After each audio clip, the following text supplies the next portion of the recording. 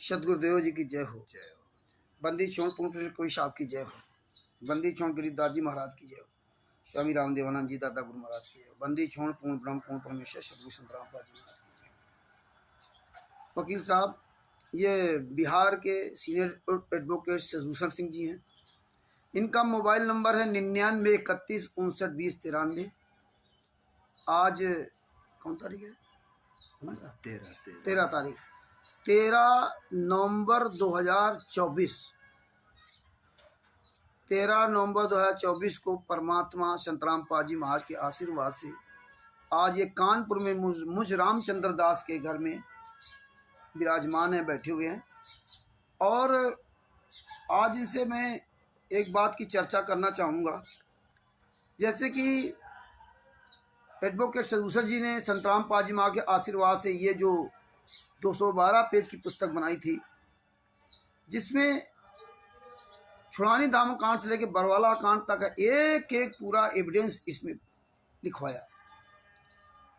और तिमिर दूत पवन ठग संजय ठग का भी काला कारनामा इसमें दिखाया। और मैंने आरएसएस के कुकर्मों का पूरा एक एक चिट्ठा, एक एक चीज दिखाई। और FIR नंबर 426 427 428 429 430 443 428 का केस चल रहा भी, लेकिन 30 अप्रैल 2023 के पहले तक का 428 का 20 में विवरण दिया। राष्ट्रीय सभा सेवा समिति के सदस्यों का भी विवरण दिया। और ऐसी पुस्तक बनवा दी 212 पेज की कि तिमिर दूत पवन ठग, संजय ठग और राष्ट्रीय सभा सेवा समिति गुंडे, सतलोक आश्रम संचालक गुंडे, कबीर परमेश्वर भक्ति ट्रस्ट के गुंडे, संत रामपाल जी महाराज के नाम से सभी फर्जी नामदान संचालक गुंडे, ऑडिटर, स्टेट ऑडिटर, इन सब गुंडे और इनके साथ लगी संगत इस पुस्तक को फूटी आंख नहीं देख सकती। यहां तक तिमिर दूत पवन ठग, संजय ठग और इसके साथ लगी संगत संत रामपाल जी महाराज के एक भी केस के बारे में आपको बोल नहीं सकती। ये तिमिर दूत एक भी केस के बारे में बोल नहीं सकता संत रामपाल जी महाराज के बारे में। और न पवन ठग बोल सकता कि संत रामपाल जी महाराज 426 में बाइज्जत बरी हुए या सजा हुई। ये क्यों बोलना बंद कर दिया? अगर ये पुस्तक से इनको दुश्मनी थी तो संत रामपाल जी महाराज के केसों से दुश्मनी तो नहीं थी ना। जो पूरी इनके जो लगी संगत उनको बताना चाहिए था। पहले तो बड़ी डींग मारते थे कि मैं किडनी बेच दूंगा, ये कर दूंगा, वो कर दूंगा, गुरुजी जेल से बाहर कैसे आएंगे, इस तरह से।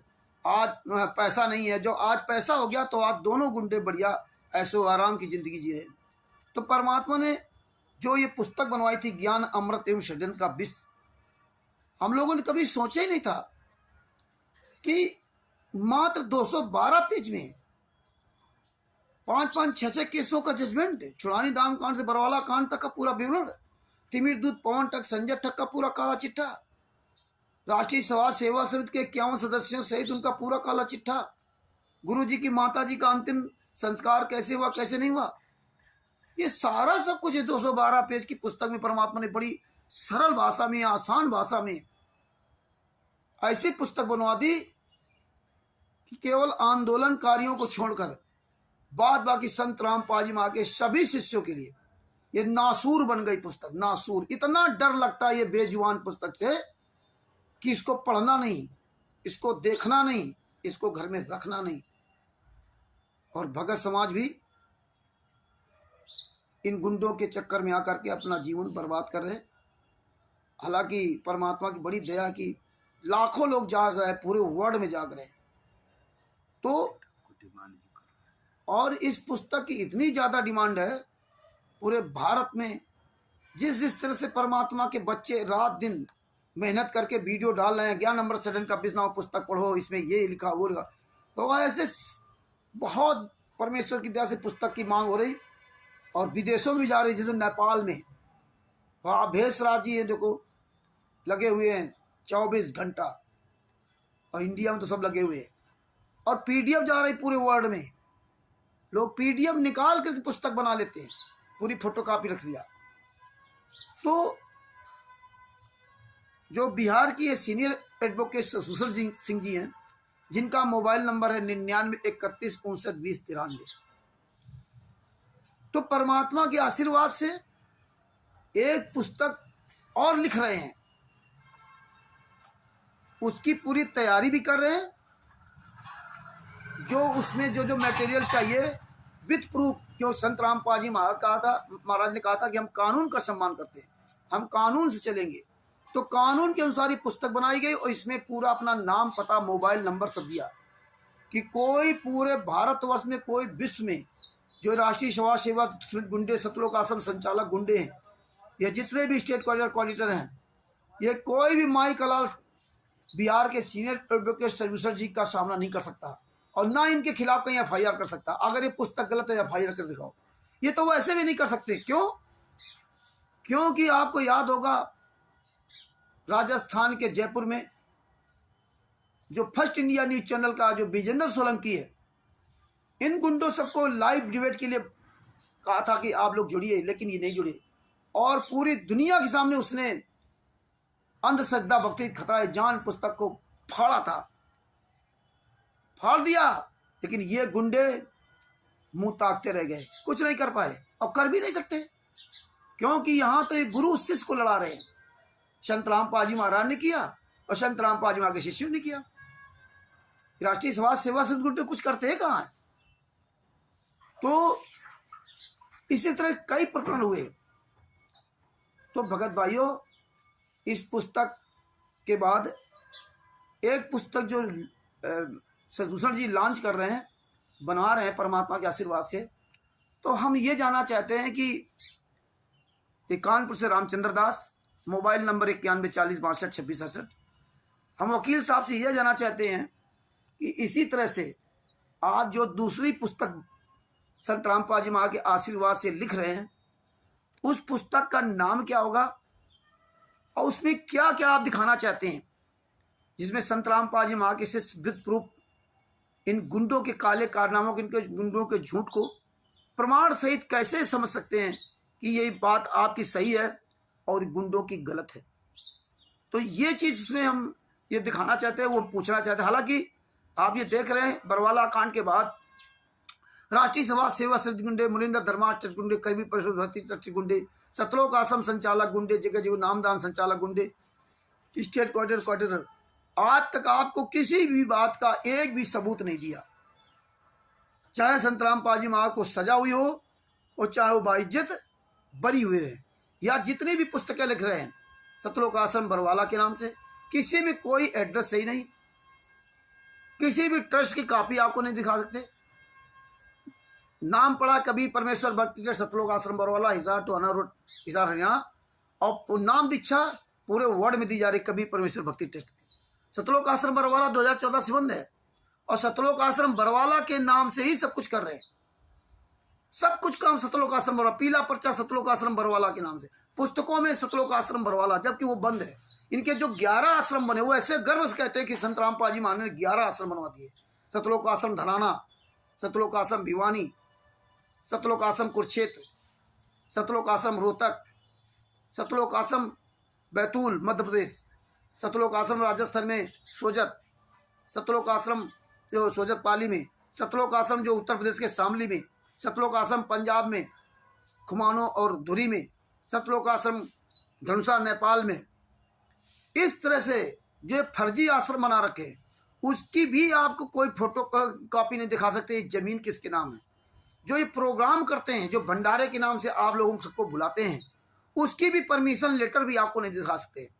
और जो भंडारा केशव बंजारा कबीर साहब का नाम लेकर करते हैं, कभी धनी धनराज जी का नाम लेकर करते हैं, वो भंडारा भी परमात्मा के ज्ञान के विरुद्ध करते हैं। क्योंकि अगर आप धनी धनराज जी का सत्संग सुने या कोई भी सत्संग सुनेंगे तो आपको पता चल जाएगा।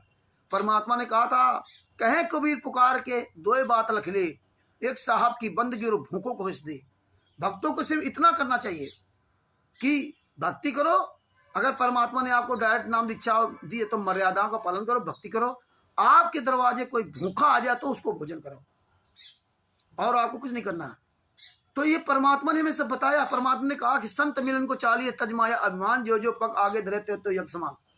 ये श्लोक प्रयोग करके आप लोगों को मूर्ख बनाते और आप सत्संगों को ध्यान नहीं देते। परमात्मा ने कहा जहां गुरु है, अगर बरवाला में संत रामपाल जी महाराज नहीं है तो वहां क्या टिंडे लेने जाओगे? यही सतलोक आश्रम धराने में कहा कि अगर वहां गुरु नहीं है फिर वहां जाकर के आप टिंडे ले जाओगे। जहां गुरु है वहीं जाने से लाभ मिलेगा।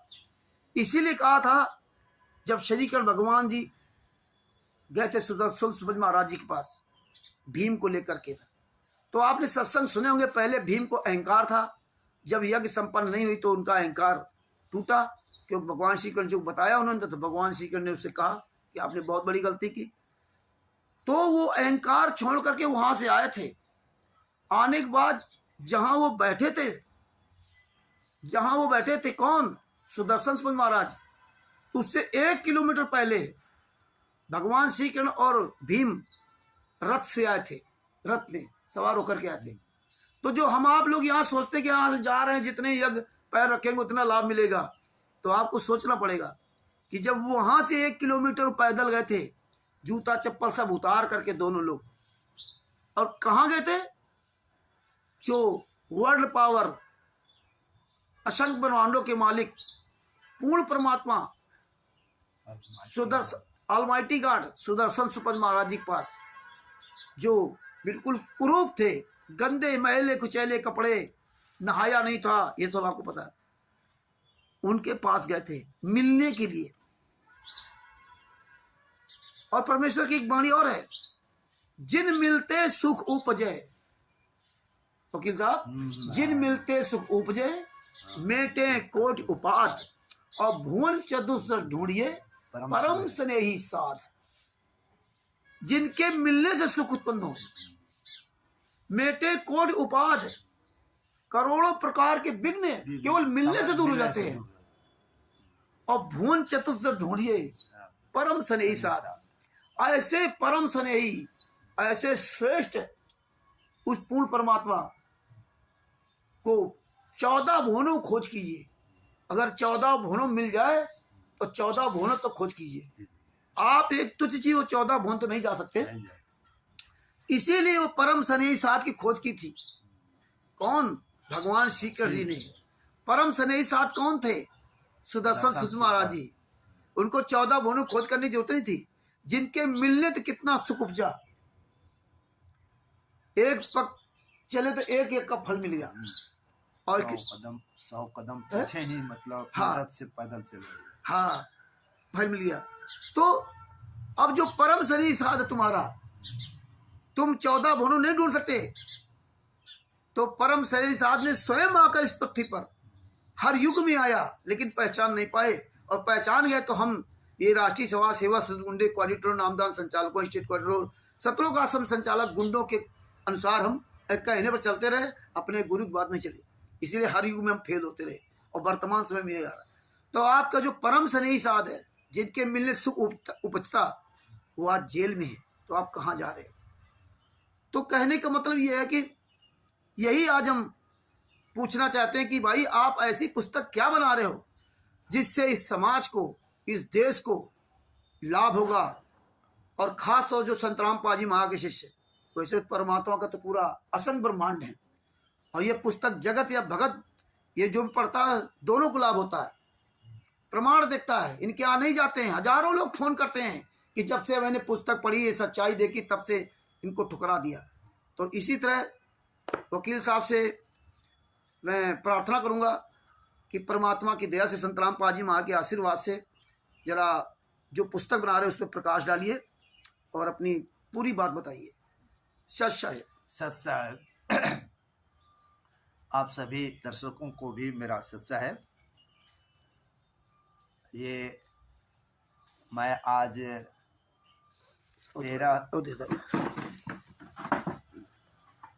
13 नवंबर 2024 को, हालांकि मैं तो इनके पास में 12 को ही आज गया था। आज 13 है, और 13 को शाम को मेरी गाड़ी है वापस होने का। और मैं यहाँ पर आया रहा। परमात्मा की दया हुई कि हम दोनों साथ में आ करके वीडियो भी बनाए, कल लाइव भी आए थे। आज अभी प्रेजेंट टाइम में हमारे समक्ष ये रामचंद्र जी यादव जी, जो कानपुर के हैं, वो उनके घर में बैठ करके और ये प्रश्न का जवाब चाह रहे हैं कि जो मैं दूसरी पुस्तक जो लिख रहा हूँ उसका क्या मकसद है, क्या उसका नाम है, उसको लिखने का आपका आधार क्या है, तो इस संबंध में मैं इनके भाई के जवाब में ये कहना चाहूँगा कि उस पुस्तक का नाम मैंने रखा है संविधान से सतलोक की सफ़र। चूँकि इसलिए इस नाम को हमने चूज किया कि चूँकि हमारे गुरु जी जो हैं वो संविधान को मानने वाले हैं, संविधान के हर आदेश को पूरा करने वाले हैं, लेकिन कुछ चंद लोगों ने इस संविधान के हर एक पहलू पर विखंडित करके और गुरु जी को उसमें फंसा करके कैसे उनको जेल में रखे हुए हैं, इसी संबंध को प्रकाशित करने के लिए मैं इस पुस्तक को लिखने का मतलब काम जारी रखा।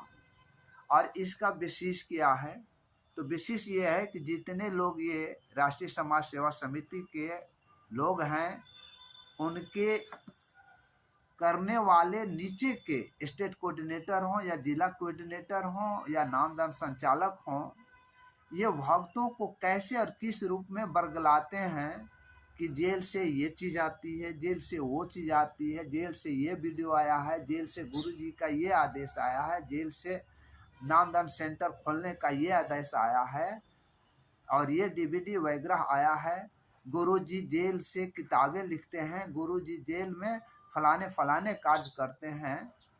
तो इन सब बातों को ये भ्रम फैला रहे हैं जो समाज में, हमारी समाज ही नहीं यानी संत समाज ही नहीं, संतों के शिष्य जो है उस समाज में ही नहीं बल्कि संतों के समाज के यानी गुरु जी के भक्तों के विरुद्ध में जो संत ये जानता है, उस जनता में भी मैं ये चाह रहा हूँ कि गुरु जी की सत्यता के बारे में वहाँ तक किसी भी माध्यम से पहुँचे कि गुरु जी पूर्णतः निर्दोष हैं। दिक्कत नहीं है। तो ये इस बात को लेकर के हम लोग यहाँ चर्चा में इन प्रश्न का जवाब में बैठे हुए हैं। तो मैं इसका आधार क्या बनाया है, जब ये सुना कि जेल से ये ऑडियो आई, जेल से ये वीडियो आई, तो उस बात को हम लोग ये जानकारी के लिए अपना जो अधिकार हमें प्राप्त है पूरे होल इंडिया में प्राप्त है, जिस अधिकार को आप भी नहीं उपयोग कर पाते हैं, आप सभी लोग अगर उपयोग करने लग जाएं तो ये आपके लिए अच्छा होगा। हम लोगों का अधिकार क्या प्राप्त है, संविधान के अनुसार अधिकार प्राप्त है राइट ये आरटीआई का, यानी कोई भी सूचना जो ऑफिशियल हो वो प्राप्त कर सकते हैं। तो उसके माध्यम से हम लोगों ने जेल से क्या अन्य जगह जैसे आश्रम है, आश्रम के बारे में भी हम लोगों ने मतलब आरटी लगाया है कि ये परमिशन के बारे में भी, वो परमिशन कैसे लेते हैं, नहीं लेते हैं या किनके द्वारा दी जाती है, कितने लोगों का परमिशन दी जाती है और वहाँ कितने लोग पहुँचते हैं, ये सारी बातों को आपके समक्ष रखने के लिए प्रमाण सहित हम लोग इस पर कार्य करने के लिए अपना वो कार्य भी करते हैं, आरटीआई के तहत डिमांड करते हैं। और जो भी आरटीआई में जैसे भी आता है उसको अपने ये किताब जो लिख रहे हैं संविधान से सतलोक की सफ़र, उसमें मतलब ये दर्ज करते जा रहे हैं कि ये गुरु जी का कोई भी ऑडियो वीडियो है वो जेल से हमको इन्फॉर्मेशन देता है कि मैंने किसी भी प्रकार का ऑडियो वीडियो यहाँ से वायरल नहीं किया है, ये जितने भी वायरल हो रहे हैं वो राष्ट्रीय समाज सेवा समिति या कुछ चंद असामाजिक तत्वों के लोग जो सतलोक आश्रम के आड़ संत रामपाल जी के महाराज के आड़ में ये सारी बातें और लोगों के बीच में भ्रम फैला रहे हैं, उस भ्रम को लोगों तक दूर करने के लिए आरटीआई के तहत सारे ऑफिशियल चीज़ मांग करके उसमें हम अपने शब्दों में पिरो रहे हैं।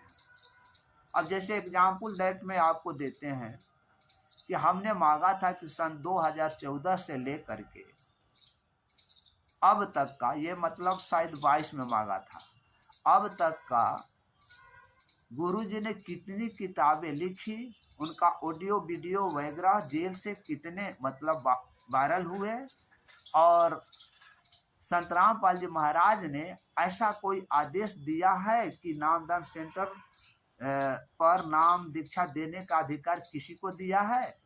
ये सारी बातें हम लोगों ने मांगा आरटीआई के तहत।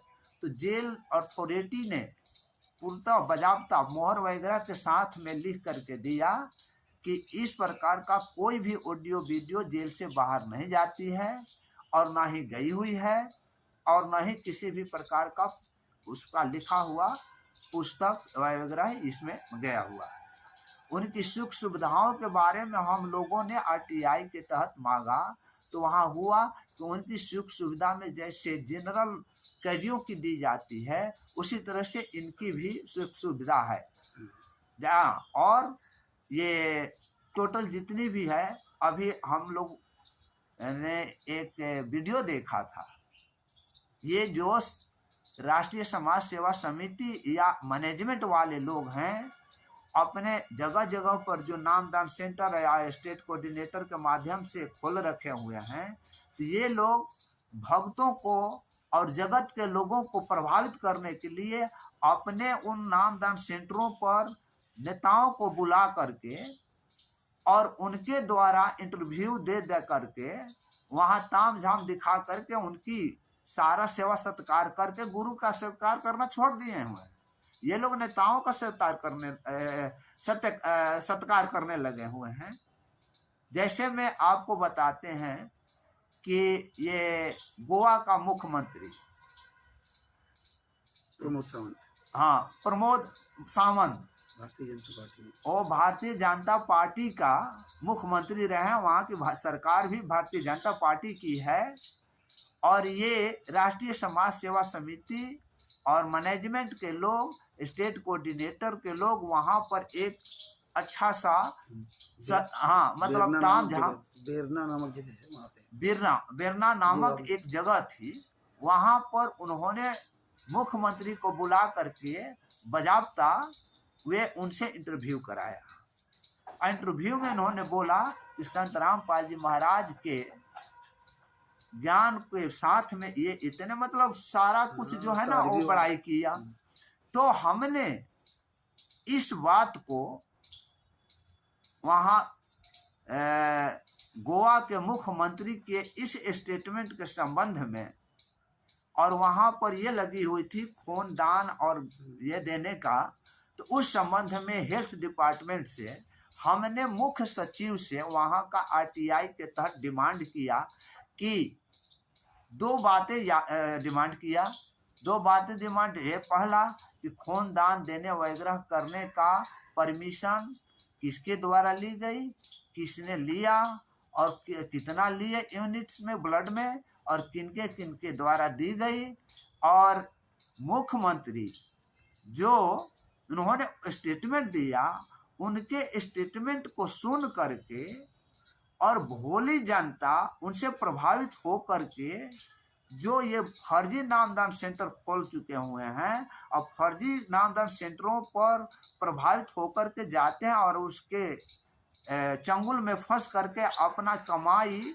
अपनी रोजी रोटी जो है उसमें से उन लोगों को खून दान देह ब्लड वगैरह सब समाप्ति करने की ओर ले चले जाते हैं। तो इस संबंध में हमने मुख्यमंत्री से पूछा था कि मुख्यमंत्री ने क्या जांच किया कि वास्तव में संत रामपाल जी महाराज ने इनको नाम दीक्षा केंद्र खोलने का आदेश दिया है या नहीं। तो इस संबंध में दोनों बातें हमने मांगा, ब्लड डोनेशन का भी हमने मांगा, और ये ब्लड डोनेशन के बारे में संत रामपाल जी महाराज ने ब्लड डोनेशन के लिए या शरीर दान मतलब किडनी वगैरह दान करने के लिए किसी भी प्रकार का उन्होंने आदेश दिया या नहीं दिया, इस बात को सारी बात को हमने मुख्यमंत्री के मुख्य सचिव से आरटीआई के तहत डिमांड किया। मुख्यमंत्री का सचिव जो होते हैं, प्रधान सचिव या मुख्य सचिव बोलिए, ये उस डिपार्टमेंट को, हेल्थ डिपार्टमेंट को भेज दिए कि आप इनको अतिशीघ्र इसकी सूचना उपलब्ध कराएं।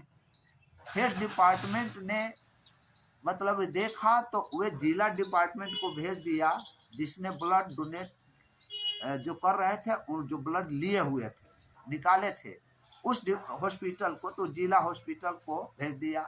जिला हॉस्पिटल ने कहा कि हाँ इतने यूनिट ब्लड वगैरह ली गई है।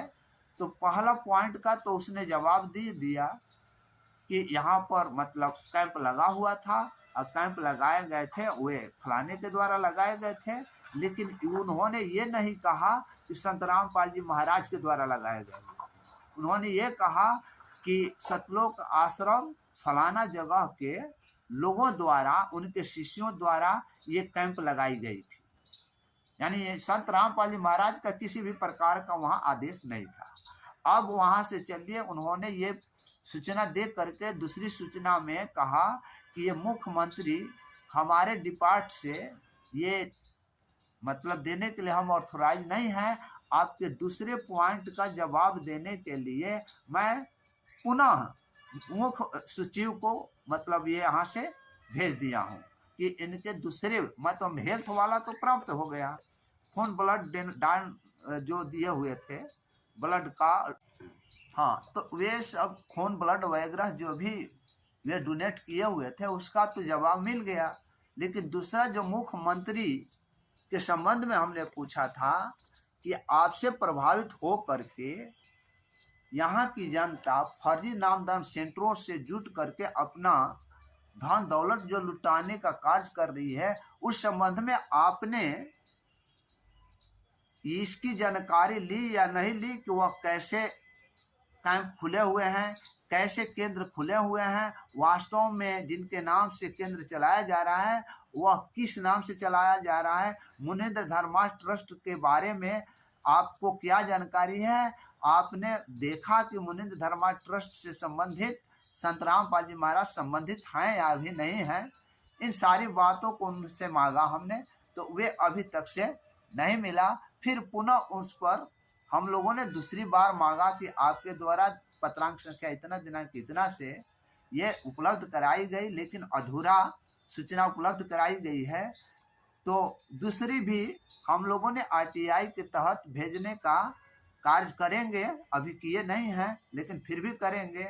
इस तरीका से सारे सतलोक आश्रमों में जो ये बना रहे होते हैं, तो उस सतलोक आश्रम में चाहे वो हरियाणा में हो, चाहे वो पंजाब में हो, चाहे यूपी में हो, चाहे अन्य जगह हो, हर जगह का हम लोग ये आरटीआई के तहत लोक सूचना अधिकार के तहत ये डिमांड कर रहे हैं कि वे भूमि कैसे ग्रहण की गई, किसे ग्रहण की गई, किनके नाम में ग्रहण की गई, उसका कोई भी बायोडाटा जैसे बनाने के पहले यदि नगर पालिका क्षेत्र में है तो उससे उसका नक्शा पास करा कर के की गई है या नहीं की गई है, इस पर हम लोग सारे आरटीआई के तहत मांग रहे हैं।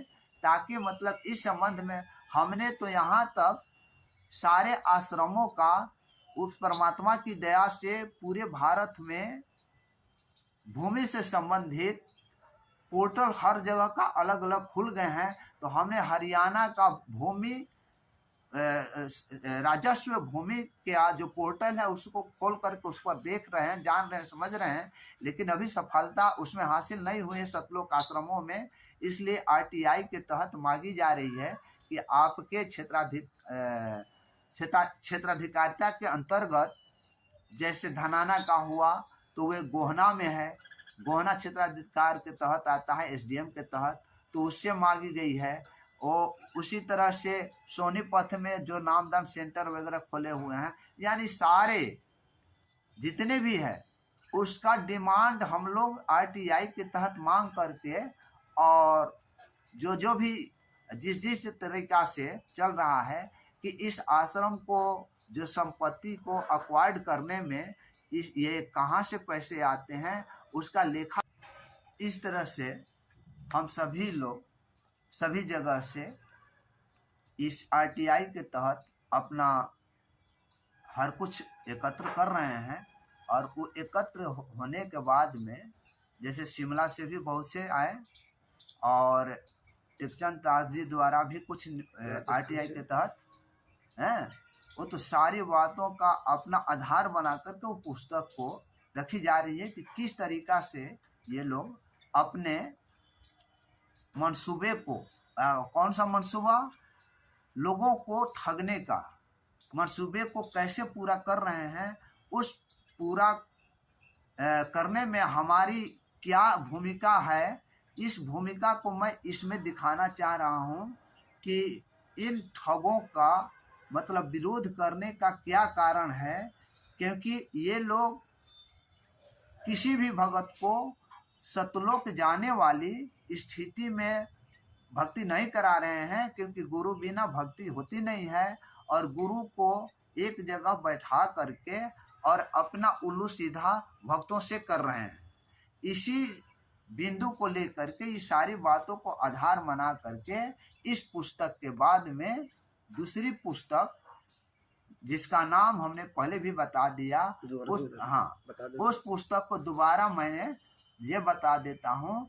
क्योंकि गुरु जी आज संविधान को आदर करते हुए हैं, इसलिए चूंकि मतलब संविधान से संबंधित है, इसलिए मैंने इस किताब को, दूसरी किताब को जो लिख रहा हूँ उसका नामकरण किया जा चुका है। उसका नाम है संविधान से सतलोक की सफर। तो ये बहुत जल्द ही आप लोगों के बीच में परमात्मा की दया हुई तो आ जाएंगे। तब तक आपका इंतजार करना उचित होगा। जब तक कि वो किताब आपके बीच में नहीं आ जाती है, उसमें एक भी ऐसा कोई भी जगह नहीं है जो हम लोगों ने वो प्रयास नहीं किया है। और सारे सबूत और सारे ऑफिशियल चीज़ को उसमें हम लोग पिरोएंगे। इसी के साथ मैं आज अपना जो भी विचार रखना था या जो भी प्रश्न हुआ, उस प्रश्न का जवाब मैं अपने शब्दों में दे रहा हूँ। मुझसे यदि कोई इसमें बोलने में या किसी भी प्रकार की कमी रह गई हो तो मैं अपने उन भाई बहनों से क्षमा चाहूँगा जो गुरु के लिए मर रहे होते हैं, गुरु के प्रति अपनी संवेदनशीलता दिखा रहे होते हैं। तो सत्य है। जय बंदे।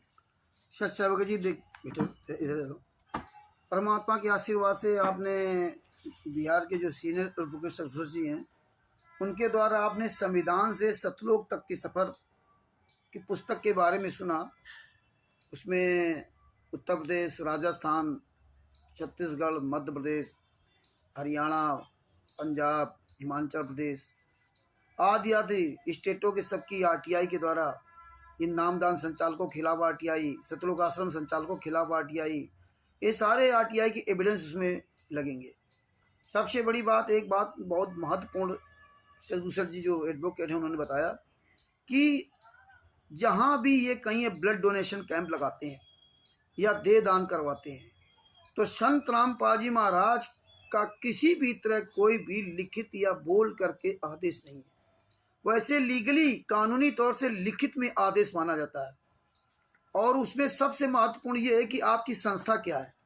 संत रामपाल जी महाराज ऐसे नहीं कि आप अपना स्वयं लेटर बना के दे दें, आपकी संस्था क्या है। आप संस्था के अंतर्गत काम करते हैं तो आपको उसका बाकायदे आपका लेटर होगा, आपकी ट्रस्ट होगी। और जो ये आपका ब्लड डोनेशन कर रहे हैं, जो कैंप लगते हैं, उनकी भी जिम्मेदारी बनती है कि आप ब्लड डोनेशन किनसे ले रहे हैं, ये कौन लोग हैं, ये संस्था किनकी है।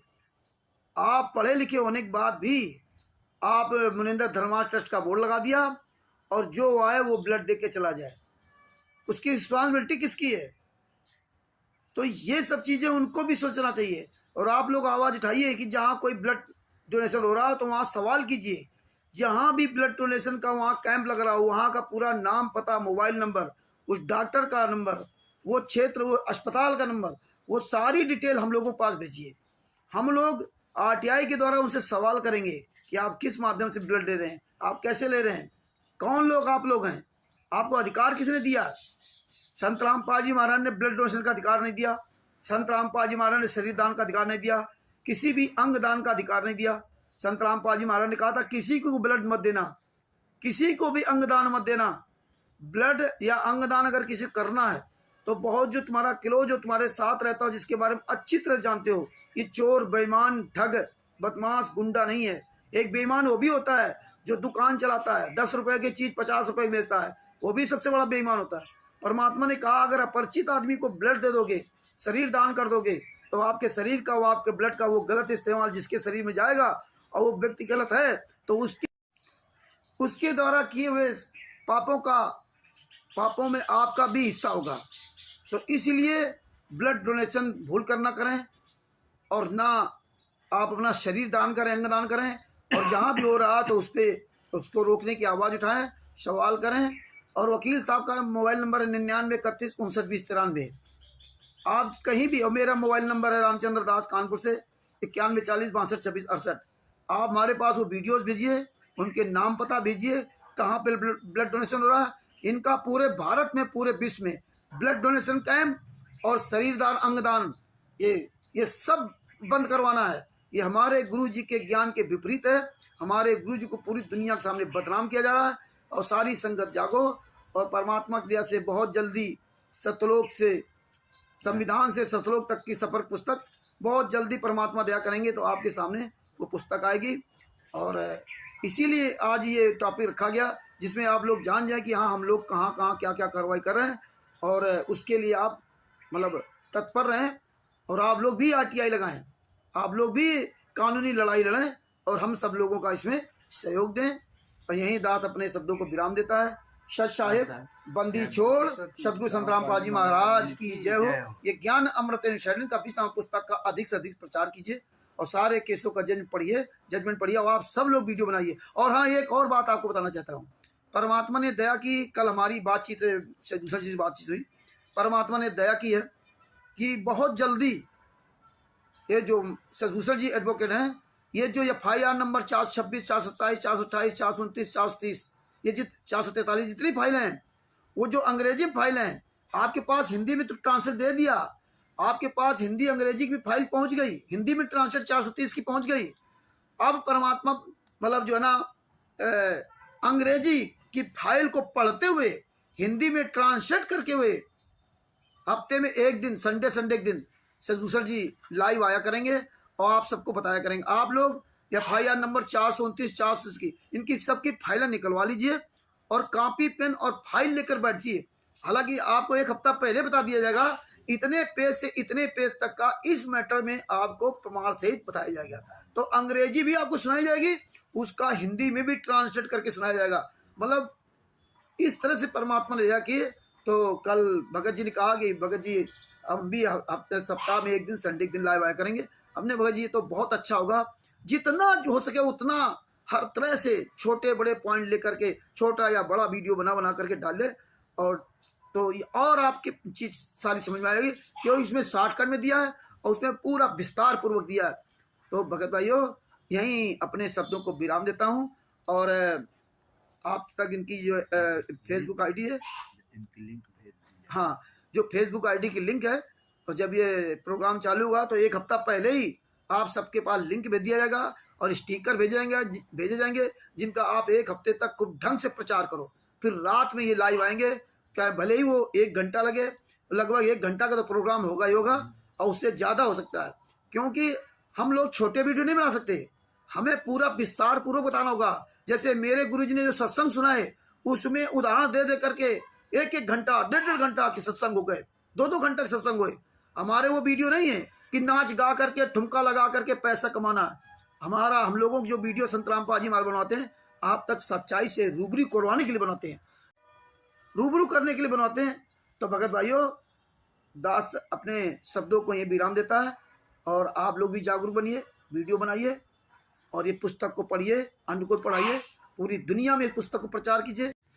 सच भगत जी, ये सब अधिक से अधिक शेयर करो, वीडियो शेयर करो, समझो, और स्वयं आवाज़ उठाओ। इन राष्ट्रीय समाज सेवा सीमित गुंडों को ऐसी तैसी कर रही भगत जी, इनको पूरे देश से पूरी दुनिया से भगाना है।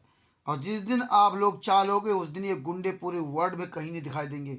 इनकी औकात नहीं कहीं सबके सामने आ जाए, कोई लाइव वीडियो लाइव किसी के सामने आ जाए, फेसबुक में लाइव नहीं आ सकते, किसी का सामना ही नहीं कर सकते। परमात्मा की ऐसी बड़ी दया है। आवाज़ उठाओ, सब लोग वीडियो बनाओ, सब लोग लाइव आओ, इन गुंडों का कारनामा पूरी दुनिया के सामने उजागर करो। सत साहिब, जय हो बंदी छोड़।